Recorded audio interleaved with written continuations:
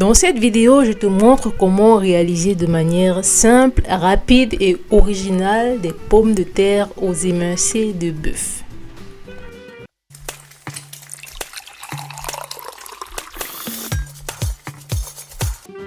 Première étape, lave tes pommes de terre, découpe-les en dés de taille moyenne et réserve-les de côté.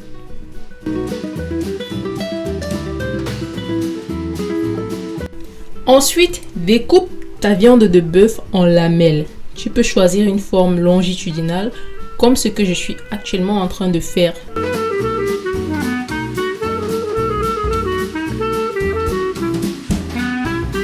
Rajoute un petit peu de jus de citron pour éradiquer toute bactérie et réserve de côté. Ensuite, prends de l'ail et du gingembre que tu vas mixer convenablement. Rince ta viande de bœuf et rajoute-la aux pommes de terre découpées.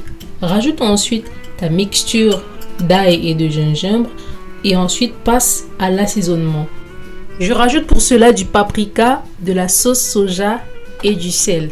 Je vais bien mélanger comme il faut avec une cuillère et pour que le mélange soit encore plus efficace, je ferme et je secoue convenablement ma boîte. Une fois que l'assaisonnement a été effectif, je vais réserver de côté pendant environ 15 minutes. Ensuite, je sépare les pommes de terre de la viande de bœuf et je dispose les pommes de terre sur ma plaque au four où je vais laisser ça un petit peu cuire pendant une trentaine de minutes à 250 degrés. Je fais pareil avec la viande de bœuf. Je l'étale sur ma plaque à four et pareil, ça va aller au four. Je vais, pour cette recette, ne pas utiliser une très grande quantité d'huile. Une fois que les pommes de terre ont légèrement doré, je sors la plaque du four et j'asperge un petit peu d'huile pour limiter la colle et améliorer le goût également. Ensuite, je prends ma poêle dans laquelle j'introduis du beurre, de l'ail et une botte d'herbes aromatiques pour mélanger les saveurs bien comme il faut.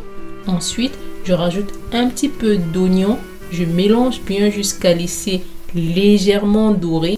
Et je rajoute également du poivron découpé et de la tomate grossièrement découpée.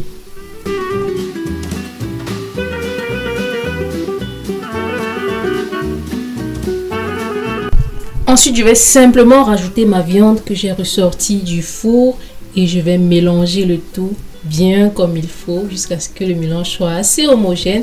Je termine donc par ajouter mes pommes de terre qui également sortent du four. À la sortie du four, les pommes de terre ne sont pas trop cuites, sinon ça peut s'émietter dans la poêle. Donc le reste de la cuisson va se passer dans la poêle pendant environ une quinzaine de minutes.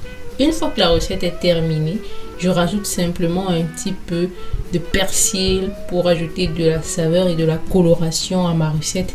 Et voilà, merci d'avoir regardé cette vidéo et je vous dis à très bientôt pour de nouvelles recettes sur cette chaîne. Ciao!